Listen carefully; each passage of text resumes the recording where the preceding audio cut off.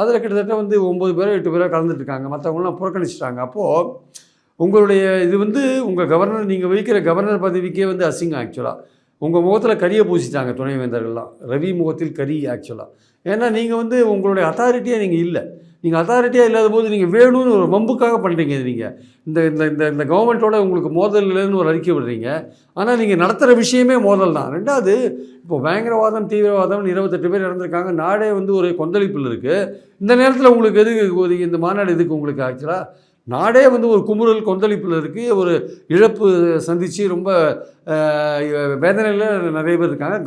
Central கவர்மெண்ட்டே வந்து அடுத்த கட்ட நடவடிக்கை என்னன்னு ஒரு இதில் போயிட்டுருக்காங்க, ஒரு யோசனையில் போயிட்டுருக்கும்போது இந்த மாநாடு உங்களுக்கு இப்போ என்ன சாதிக்க போகுது? இதனால் நீங்கள் என்ன சாதிக்க போகிறீங்க?